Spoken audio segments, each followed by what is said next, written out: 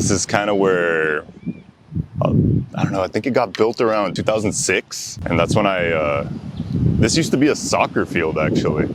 So what they would do here is it was just nothing. Like there was nothing here, like not even grass. It was just dirt.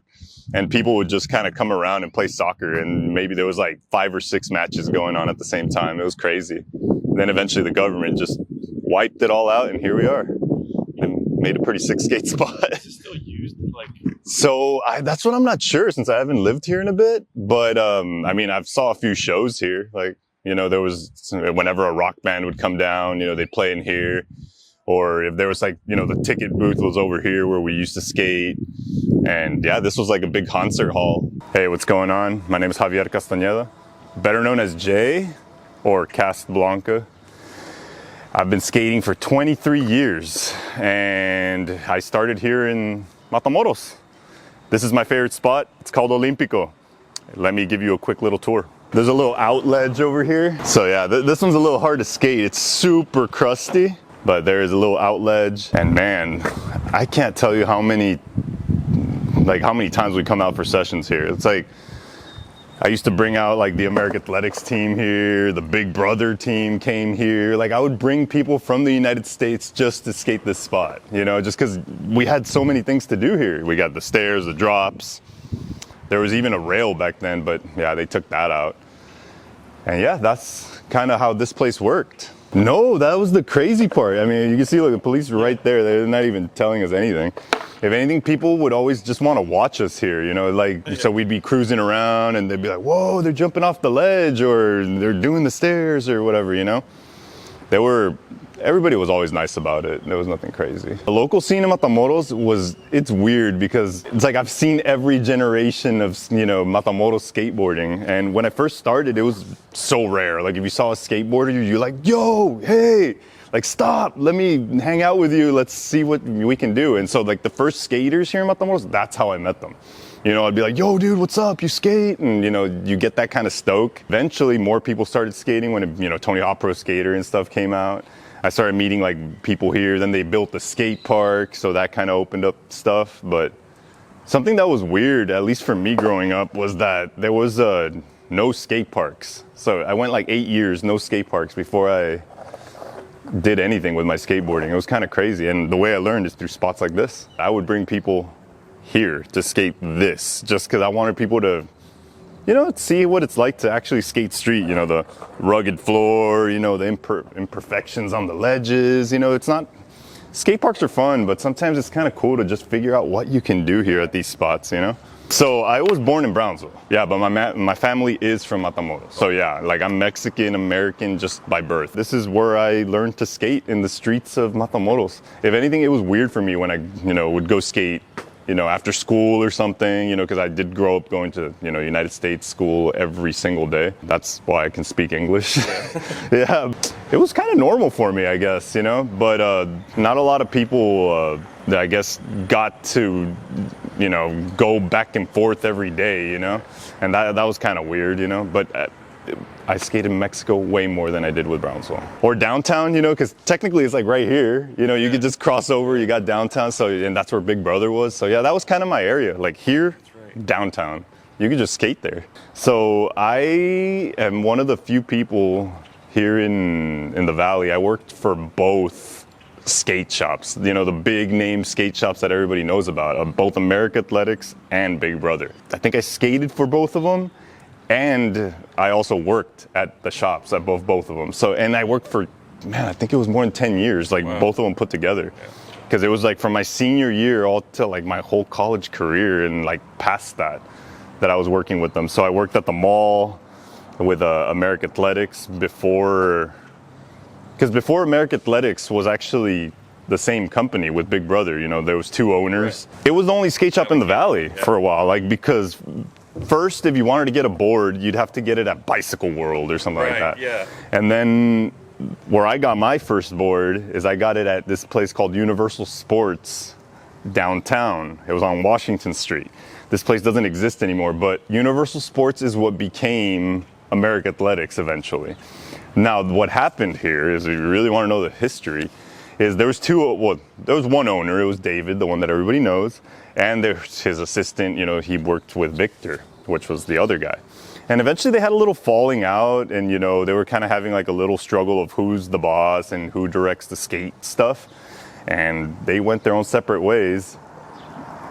And that's how America Athletix started, and then Big Brother. So they were all, you know, one company as Universal Sports, and then when they broke away, it became America Athletix and US Skate Shop and Big Brother Extreme Sports Shop, which was wild because they were both at the mall at the same time. It was like a weird time, you know? It's like Big Brother was like moving around like I want to say like the Sunrise Mall area, and then they went to the mall. But then before that, America Athletix was also at the mall, and then they moved to the downtown area. So it almost felt like mall versus downtown kind of kids. It was a really weird time, but that is pretty much what happened. Whatever happened with them and their falling outs is their own personal problems, you know? But man, those two skate shops did so much for me. I was sponsored by both of them. America Athletix was wild. They would literally give you anything you wanted. Like, I think we were getting more product than pros. Like, I'm not even kidding. That Victor guy was crazy. He's like, oh, you all need shoes? Here you go. And dude, and it wasn't just me. It was me, Alan Dennis, Leo Acosta. It was like Gumbel. We had Charles, Sal. Man, we had a huge team. And this guy would just give out product, man, like better than pros. Like, oh, you need pants, socks, like, oh, you need sunglasses. Like, he'd give us everything you can think of. Like, oh, the independent bowl ashtray, like, he'd throw it in there. Like, it was random, but he would give us every single thing we needed, and that was cool, you know? Then there was like, you know, little dramas here and there, you know, that I don't need to talk about, but I ended up leaving the team, and I went to Big Brother because I started skating more with Manny. I don't know, everybody knows Manny Avita, you know, and he kind of convinced me. He's like, yo, dude, like, this team's more, you know, we're like more friendlier kind of crowd, and this is kind of what I was looking for. And eventually I got put on Big Brother, sponsored by Big Brother. They'd give us a little less stuff, but I was willing to take that cut just because I didn't want to be part of that other team for X reasons, right? But, yeah, and I ended up being on both teams for many, many years. I was on Big Brother till it closed. And here's the craziest part. All right, so I never got let go from Big Brother. So I'm technically still on, right? Yeah. But I'll tell you what, like, I had the key to the place. There was this random day I just showed up to work. I opened the door, shop was gone. Yeah, and I tried calling people, no answer. And to this day, I don't know what the hell happened. Yeah. Pretty crazy. So yeah, I showed up to work one day and the shop disappeared on me, just like if it didn't ever exist.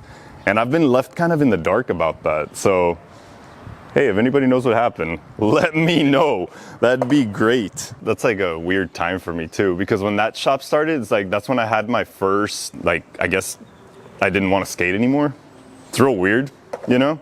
Like, so I was kind of losing passion during that time because I was already kind of like hurt and like I'd gotten surgery, and I was like kind of unsure if I wanted to even skate during those times. So here's a funny story, was that when I was working there at Harlingen, man, I would just take my Xbox 360 with like Street Fighter or Marvel vs. Capcom, and I was just cracking out on that game like hard during work because, like, you know, we were not that busy.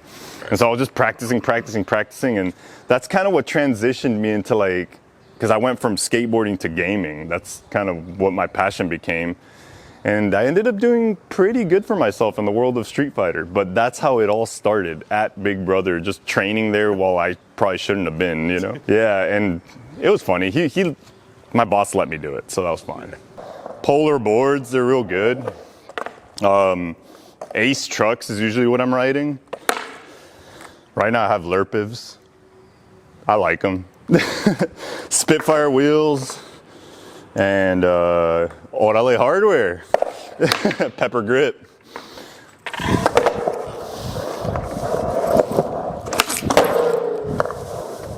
Something that was crazy here in Matamoros is, like, there was nobody to skate, you know? So if you wanted to learn, you just had to, like, pick out, you know, who you would find and stuff, you know? But if you want to hear something hilarious of why I started skating, the real bare bones truth, it's kind of embarrassing. In 7th grade, I was like a bona fide poser. Like, I'm not even kidding. Like, I would tell people that I could do nose slides and shove its and kickflip back tails and stuff. I was going around like saying, because I wanted to be cool, you know? And so like I had that urge in school to be part of the cool kids, and I was telling them all these lies that I knew how to do all these tricks. It's pure bull.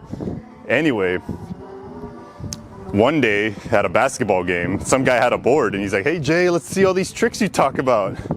And man, I got embarrassed. Like I couldn't do anything, and everybody's like, "Yo, he's a poser. Yo, Jay sucks," whatever, right?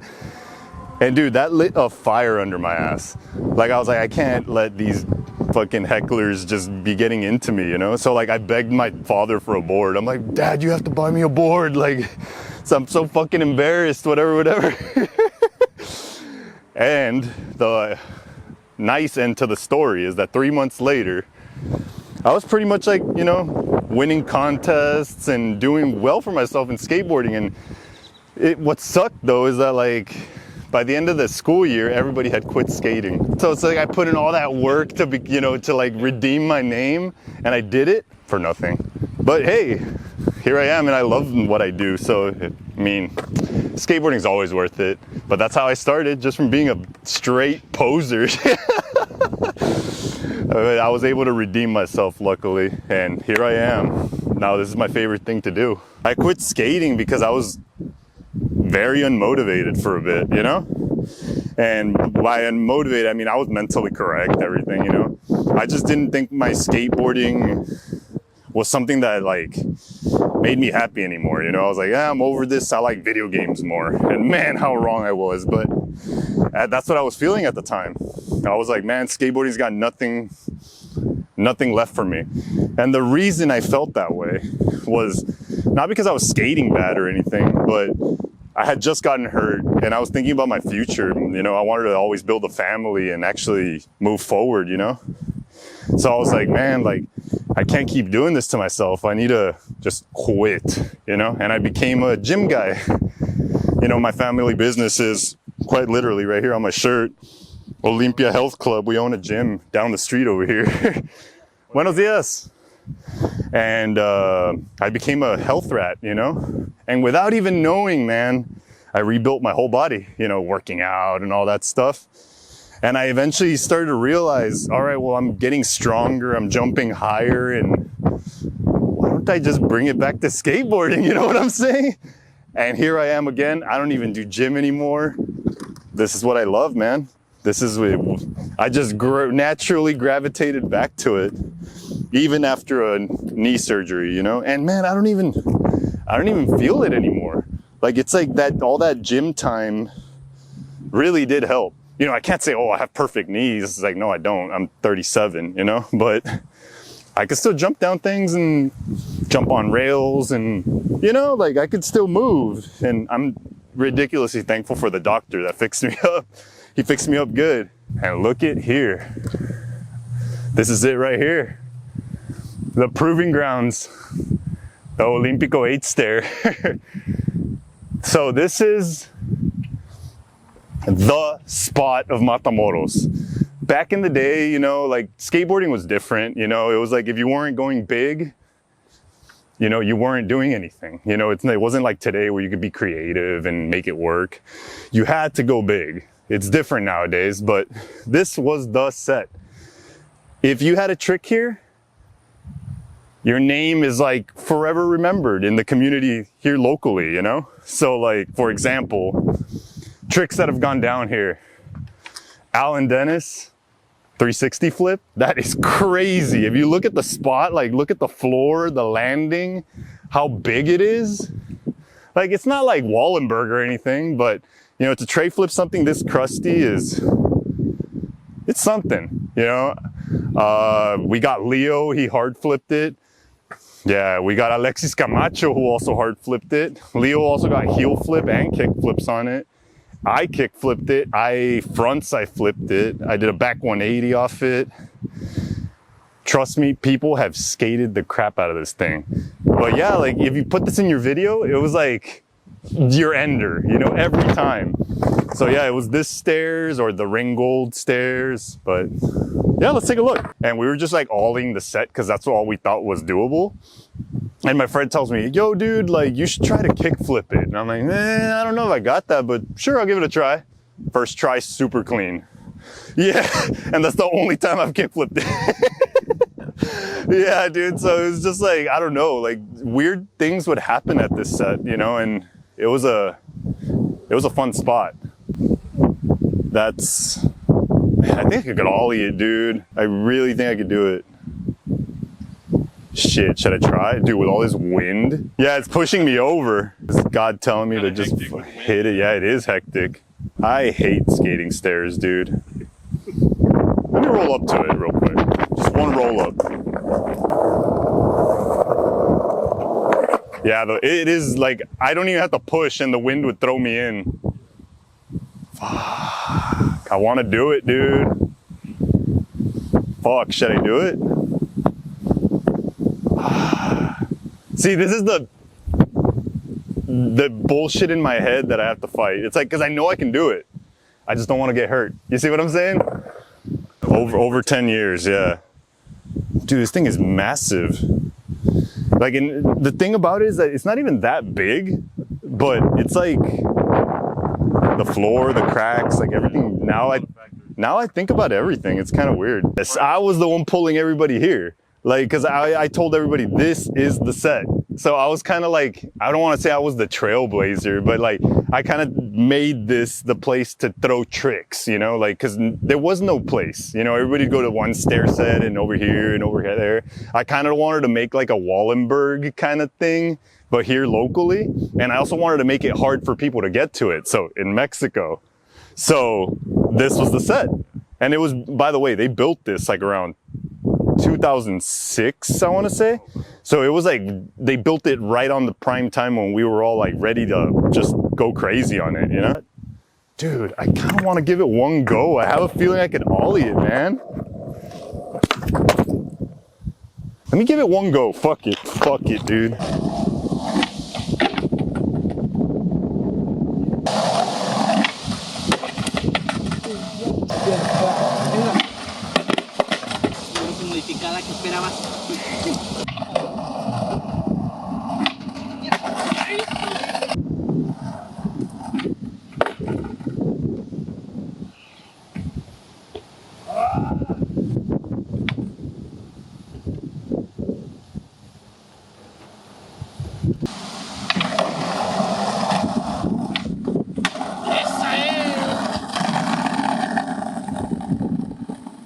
Dude. Yeah, man. Killed it, man. Dude. I'll tell you about a time that was crazy where like I first got sponsored for the very first time. Like, you know, somebody giving me free product. I was still in high school. I think I was in 9th grade. 8th or 9th grade. I got sponsored by this little company called Stoked Enterprises. And the thing is, like, to me, that was like a come up, you know, like, oh, I got sponsored and he was giving me boards. He was actually mailing them to me. So it felt really legit, you know? So I was like, all right, that's kind of sick. I have a real sponsor. Like, I thought I was going to go pro, you know? I thought I was like in the right spot. And not only that, but this was also during the season that like Blue Liquid was still in town, you know, the little skate park in the Amigoland Mall. Yep, there was Blue Liquid. They would have like contests at the university, at Harlingen. And here's the thing, I know not to toot my own horn, but I would win every single contest. I had a season where I was like the guy, right? And when I had that season, that felt good. You know what I'm saying? Like to be the most dominant skater of your area. And it's funny because like I hate competing. Yeah, like I really do hate competing. It felt good, you know, like, you know, it's like you could show your parents something, you know, you're like, hey, I'm actually doing something. It's not, you know, I'm actually doing well in the thing that you don't like, you know? So it was kind of a cool little moment, but, man, I think one of the best moments, beside from that is like my America Athletix days, like without a doubt, like they were flowing us more product than the pros. There was a moment where I had like 12 pairs of shoes, all for skating. I had like 2 boards, 3 spares, fully decked out in skate gear, and it was all thanks to the Victor guy. Yeah, maybe we didn't have like we didn't end very well, but I'm gonna always be forever grateful for what he did for us and the team, you know, because if it wasn't for that, I wouldn't be the skater who I am today. So Victor, wherever the hell you are, I haven't seen you in ages. Shout outs to you, man. You did well. This season, you know, like for example, growing up, like I was a Chris Cole fan, you know what I'm saying? He was like my ride or die. I really liked him, but not that I don't like him anymore, but my tastes have changed. And right now, I think my favorite skater, I'm not sure. Like I think it's Spanky. Yeah, you know, Kevin Spanky Long from Baker. I have a feeling he might be my favorite skater right now. Like, I like his style. I like that he has a more mature style, you know, not big gaps or anything. It's more like slappies. He does like, you know, little flip outs here and there, creative skating, you know? And so I feel like he used to skate big gaps and big style, and now he has a more mature taste in skating, which I really enjoy. And it checks so many boxes for me. It's not just one thing. It's like, for example, it's an exercise. So that's great. You know, it keeps me mentally engaged. So, you know, that's it too. And then like it gets me to go outside and actually meet people, you know, like I think that's going to be good, you know, a good thing. I think that's what keeps me going. And not only that, but it's like a creative outlet. Nobody skates the same. Everybody's got some unique style, you know? And it's something that to me, it's like so intimate that like, it doesn't even have to be me doing the skating. It's like, I could just watch skating and I'll be happy, you know? Like, so maybe one day when I'm, I don't know, let's say I'm like super old and I can't skate anymore. Like I'd love to just hang out at the park and just watch, you know, the young guys go for it. Like that still gets me excited. So it's not that I have to be skating. It's more like I just enjoy being around skating. And that's why I do it. But what I do for work is, you know, I machine parts. I do also a little bit of 3D printing and stuff. And so Orale has always made just hardware, you know, and I kind of do want to make my contribution to skateboarding, right? And so I thought, why not grab a brand where I'm close to the owner, which is Orale, and add what I do to work to their product. And if you look right here, this is Orale engraved hardware. See, it's got the little pyramid and it says Orale around it. You know, you can barely see it. This is the prototype. Yeah, I see that. I see it. I see the little O in the heart. And you see the little pyramid right there? That's sick. Yeah, so this is my prototype, the first one I made. I never skated this stuff. This is probably some goods. But here, hold on. I need to find the right height. Maybe that one. Oh, right there. This one with the cactus.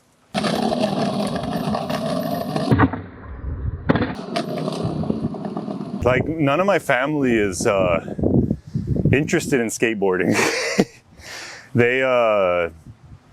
I live in a family of business people, you know? So it's like, if it's something that doesn't make money or it's not super like serious, my family almost doesn't want to take it seriously. So, but I think otherwise, I think there's something important for me, at least here in skateboarding. Yeah, but nobody in my family skates at all.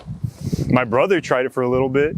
He kind of tried to join me when it first started, but that was short-lived. He only did it for like 2 years and then quit. I feel like when I stopped skating, at least here in the Valley, I started the ripple effect of everybody else starting to quit. You know, so it's like I quit, then Leo disappeared, and then Alan stopped, and then Manny stopped, and you know, like there's not really anybody from my gen that is still skating, like currently. Like everybody quit. But TJ is one of the guys that, like, if anything, when I left, he's the guy that tried to keep it alive. But man, I feel so bad because it's like, it's almost like he's was trying to do what I'm trying to do right now. It's like I'm trying to live up the scene, you know, and make sure it sparks back up or whatever, you know, but it's already dead, you know? So I feel like TJ during that first era was the guy that was trying to like bring everybody up, but nobody was like, you know, nobody cared at the time, and then it just fizzled out. And that's why I came back. like I was done with skating, and then COVID happened, and that's what like made me like start to realize, God damn, I'm bored. You know, I'm like crazy bored. So I went to go buy a board. And here's what I told myself. I told myself, I'm only gonna keep it on the floor, you know, just tray flips and kick flips and 50-50s, and that's it. And man, I was wrong. Then eventually I was like, wait a second, everything still kind of works. And then now I'm jumping off stairs again. Yeah.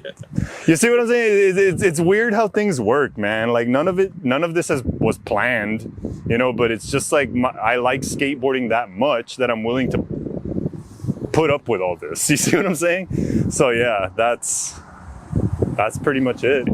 So closing thoughts, just wanted to give a huge shout out to my family, my number ones, you know, of course, my wife, Shin, and my daughter, Ellie. I also want to give a huge shout out to anybody who supports me through skateboarding directly. For example, my sponsor, Orale Hardware. You know, they give me decks sometimes and a few, you know, little hardware here and there. And of course, Deli Skate Supply, who pretty much everything I buy is from there. So support your local, guys. I think that's important. The Valley doesn't have a local right now. So hopefully somebody steps up to the punch to throw out a good local. Actually, no, location. There it is. Location. It's up to you to start up the RGV scene again. But yeah, support your local, guys. Yeah, that's about it. Cool. All right, so here it is.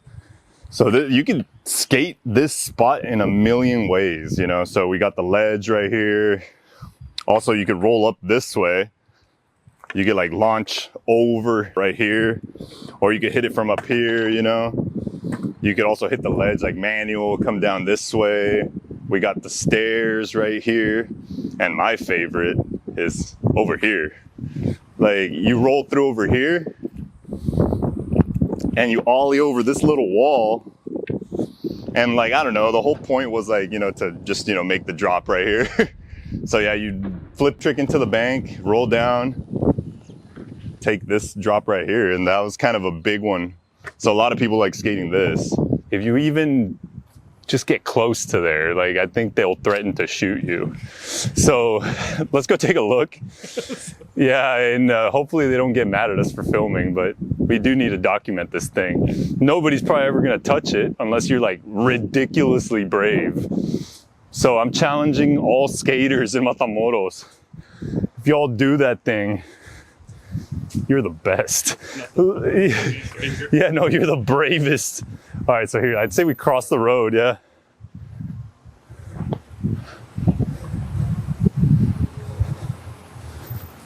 These tacos over here are pretty good. Oh, yeah? Yeah. They've been around for a while now. Whoa, whoa, whoa, whoa!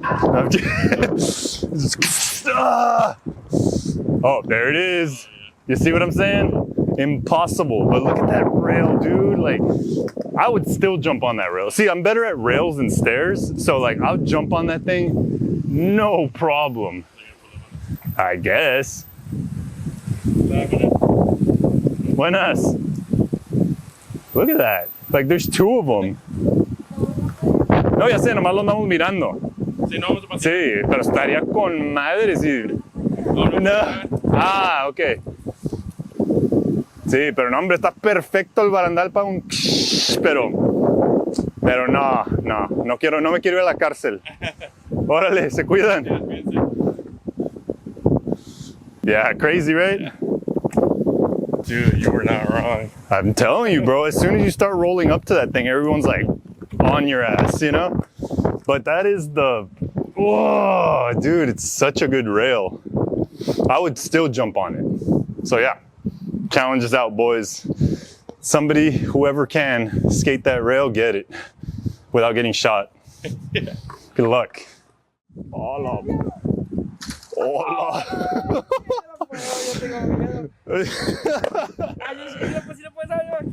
¿Sí? A ver. Ahí te va. Ah, esta. Uy, uy.